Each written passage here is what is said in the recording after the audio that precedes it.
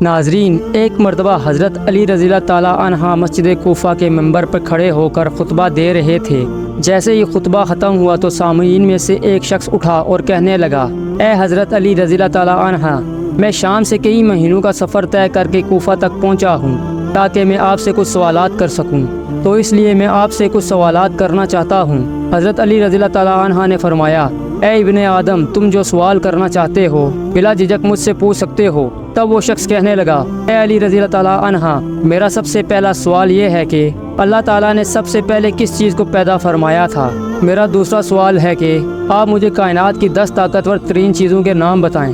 میرا تیسرا سوال یہ ہے کہ وہ ایسی کون سی چیز ہے جو سانس لیتی ہے مگر اس میں گوشت یا خون جیسی کوئی چیز نہیں ہے؟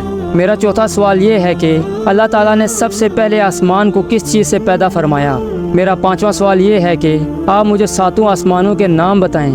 میرا چھٹا سوال یہ ہے کہ آپ مجھے آسمان کے تالوں اور ان کی کنجیوں کے بارے میں معلومات فراہم کریں۔ میرا 7واں سوال یہ ہے کہ مجھے زمین کی سب سے بہترین وادی کا نام بتائیں۔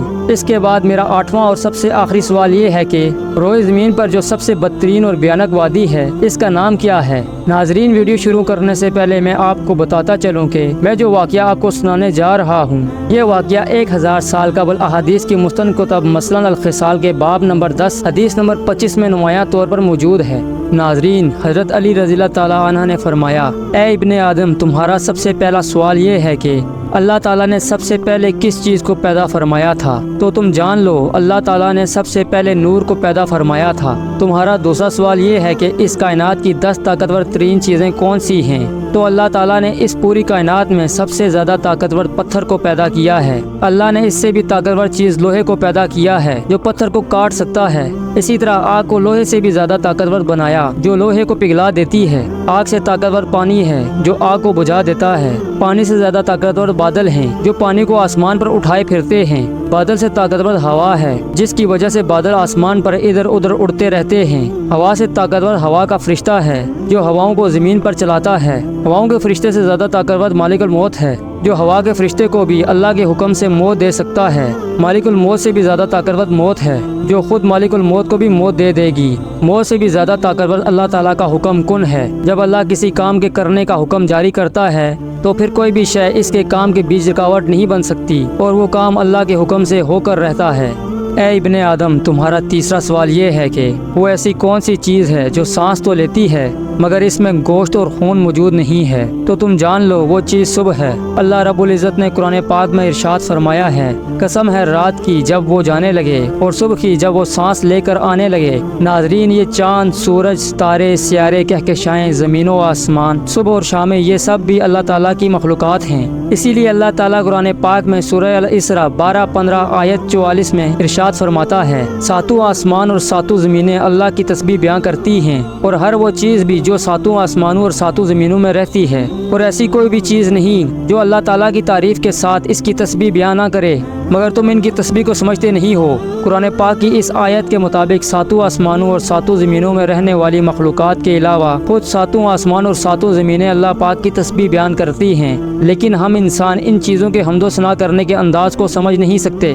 پھر حضرت علی رضی اللہ تعالیٰ عنہ نے فرمایا، اے ابن آدم، تمہارا اگلا سوال یہ ہے کہ اللہ تعالیٰ نے پہلے آسمان کو کس چیز سے پیدا فرمایا؟ تو جان لو اللہ تعالیٰ نے پہلے آسمان کو پانی کے بخارات سے پیدا فرمایا۔ بخارات پانی کے اس بھاپ یا دھوئیں کو کہتے ہیں جو پانی گرم ہونے کے بعد نکلتے ہیں۔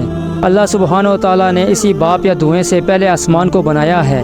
اے ابن آدم، تمہارا اگلا سوال یہ ہے کہ تمہیں 7 آسمانوں کے نام بتائے جائیں۔ تو جان لو اللہ پاک نے پہلے آسمان کا نام رفیع رکھا ہے اور اسے پانی اور دھوئیں سے تخلیق کیا ہے، اور دوسرے آسمان کا نام قزوم ہے اور یہ رنگ میں تانبے کے رنگ جیسا دکھتا ہے۔ تیسرے آسمان کا نام مروم ہے اور یہ سرخ مائل خاکی رنگ کا ہے۔ چوتھے آسمان کا نام ارفلون ہے، یہ آسمان چاندی کے رنگ جیسا ہے۔ پانچویں آسمان کا نام ہاغون ہے، اس کا رنگ سونے کے رنگ جیسا ہے۔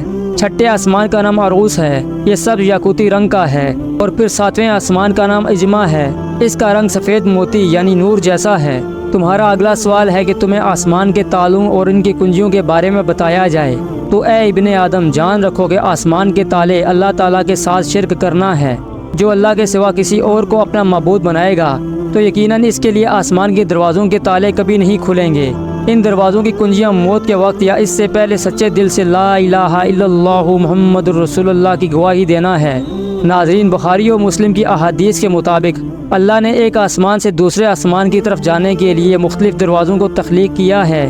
اللہ پاک کے بہت سے نبی اور پیغمبر انہی دروازوں سے گزر کر مختلف آسمانوں کی طرف جا چکے ہیں۔ بخاری اور مسلم کی انہی احادیث کے مطابق حضرت آدم علیہ السلام پہلے آسمان پر، حضرت یحییٰ علیہ السلام اور حضرت عیسیٰ علیہ السلام دوسرے آسمان پر، حضرت یوسف علیہ السلام تیسرے آسمان پر، حضرت ادریس علیہ السلام چوتھے آسمان پر، حضرت ہارون علیہ السلام پانچویں آسمان پر، حضرت موسیٰ علیہ السلام چھٹے آسمان پر، حضرت ابراہیم علیہ السلام ساتویں آسمان پر موجود ہیں۔ اللہ رب العزت نے سورہ الداریات کی آیت نمبر 7 میں ارشاد فرمایا ہے، قسم ہے راستوں والے آسمان کی، یعنی قرآن کی اس آیت کے مطابق اللہ تعالیٰ نے آسمان میں رستوں کو بھی بنایا ہے۔ اللہ کے نبی انہی رستوں سے گزر کر مختلف آسمانوں پر جا چکے ہیں۔ حضرت علی رضی اللہ تعالیٰ عنہ نے فرمایا، اے ابن آدم، اب تمہارا 7واں سوال یہ ہے کہ زمین کی سب سے بہترین وادی کون سی ہے؟ تو جان لو زمین پر سب سے خوبصورت ترین وادی سرندیپ ہے، کیونکہ اللہ تعالیٰ نے حضرت آدم علیہ السلام کو آسمان سے اتار کر سب سے پہلے اس وادی میں بھیجا تھا۔ ناظرین، یہ وادی موجودہ دور میں سری لنکا میں موجود ہے۔ حضرت علی رضی اللہ تعالیٰ نے فرمایا، اے ابن آدم، تمہارا سب سے آخری سوال یہ ہے کہ اس دنیا میں سب سے بھیانک اور بدترین وادی کون سی ہے؟